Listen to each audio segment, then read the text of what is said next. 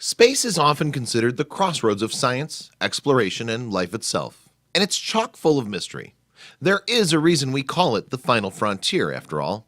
Not surprisingly, those courageous enough to venture beyond Earth's atmosphere and into the great beyond face almost inconceivable dangers.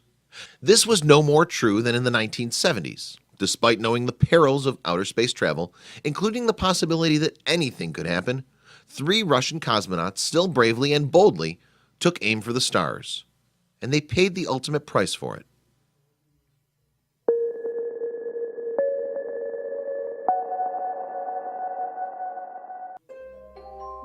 When space exploration was in its infancy, the Soviet Union had a simple goal: beat America.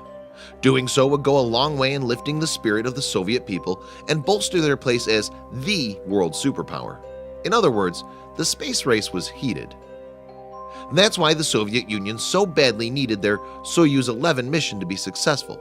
They'd whooped America in 1971 by launching a space station, Salyut 1, into orbit. But after failing to dock it with the Soyuz 10, the USSR had some egg on its face. After America landed men on the moon, the Soviets' previous achievements, like the launch of satellites Sputnik and Sputnik 2, and even putting the first man in space, Yuri Gagarin, didn't really compare to America's 1969 moonwalking accomplishment. They needed a win, and fast.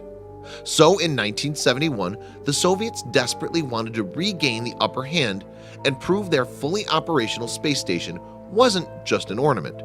For this, the Soyuz 11 mission, which hoped to successfully dock the spaceship with the station, was key. However, it was a disaster from the get-go. 4 days before the Soyuz 11's scheduled launch, medics discovered early signs of tuberculosis in one crewman, Valery Kubasov. Instead of killing the mission, the Soviets scrapped the entire crew and went with a new one, consisting of 3 men. Sadly, this was one job offer they should have turned down. The commander, 43-year-old Georgy Dobrovolsky, pictured here, would oversee Vladislav Volkov and Viktor Patsayev in the Soviets' attempt to regain space dominance. Though they were a backup crew, each was an experienced cosmonaut in his own right. Still experienced as Dobrovolsky and his crew were, they hadn't received the same training the original crew had. They'd trained for only 4 months before launch time, but nevertheless, the Soviets felt they were ready for action. Soon enough, the Soyuz 11 took off with no problems and arrived at the Salyut 1 space station with its crew intact. Now came the difficult part. The cosmonauts had to dock the ship and actually set foot on the space station. Slowly and steadily, Dobrovolsky and the Soyuz 11 crew did what the Soyuz 10 team couldn't. They successfully docked their spacecraft in the space station. Then, as soon as they stepped aboard, they encountered a major problem. The Salyut 1 space station smelled bad, like something was on fire. Right away, the Soviet crew retreated back onto the Soyuz 11 for 24 hours and made repairs to the station's ventilation system. Eventually, the Salyut 1 was made habitable, or so they thought. Now safely on the Salyut 1, sans the burning smell, the cosmonauts went to work. Their mission was to study the effects zero gravity had on the human body, among other things. Part of their research including running on a treadmill aboard the space station. And what was a little space-age propaganda without regular television broadcasts? Dobrovolsky and his crew starred in televised progress reports that the USSR and other countries all over the planet broadcasted to their citizens. Then, 11 days in, the crew encountered another issue.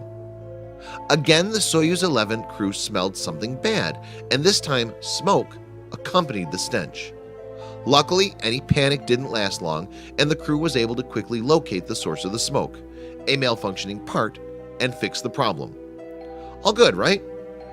Well, in all, the crew spent 23 days aboard the Salyut 1, beating the previous record for time in spatial orbit by 5 days.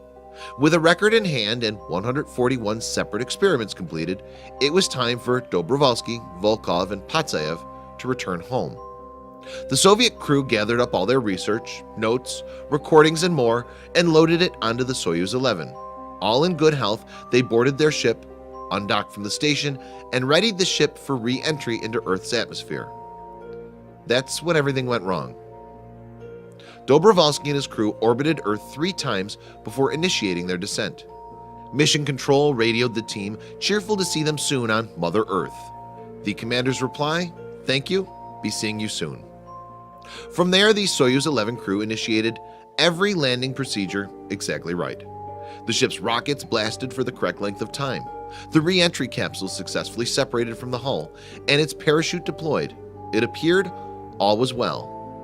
Only, try as they might, Mission Control was no longer able to contact the Soyuz 11 crew. They radioed in several times, but they received no reply. So when the re-entry capsule landed in remote Kazakhstan, recovery units were concerned as they rushed to the scene. Mission Control had instructed the Soyuz 11 crew not to exit the spacecraft without assistance. There was no telling what impact 23 days on space would have on their bodies, so the Soviets wanted medics on hand for immediate treatment. When the recovery team approached the sealed re-entry capsule, it too seemed fine. From the outside, the landing had gone off without a hitch. When the recovery team knocked on the exit hatch, however, no crew member responded. Finally, they opened the hatch itself.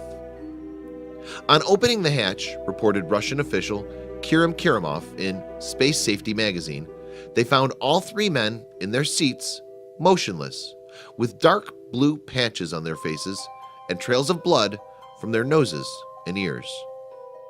Rescue units rushed to save the 3 cosmonauts. They removed the men from the re-entry capsule, laid them on the ground, and administered CPR on the still warm body of Commander Dobrovolsky. It was no use, though. The 3 men were dead. How did this happen? As the re-entry capsule fell towards the Earth, an equalization valve regulating air pressure malfunctioned, as many things on the station had. It opened too early and caused the pressure in the capsule to match that of space. The pod became a vacuum at 104 miles above ground. The cosmonauts died when the vacuum conditions inside their capsule hemorrhaged all the blood vessels in their brains. In seconds, they were knocked out. Minutes later, they were dead. Officially, their deaths occurred in space. The Soviet Union posthumously awarded Dobrovolsky, Volkov, and Patsayev with Hero of the Soviet Union gold stars and held a ceremony honoring the cosmonauts. In the end, the USSR, America, and every spacefaring country learned a valuable lesson from this tragedy. Had the 3 men been wearing the appropriate gear, they would have survived. With that discovery, America and the USSR changed protocol to state that crewmen must always wear a pressurized suit when depressurization is possible. Those 3 men, thankfully, remain the only people to die in space. From down on Earth, outer space holds doubtless wonders that we can only imagine. But those brave enough to explore it face some serious dangers. Hopefully, none will ever experience anything like these 3 cosmonauts did.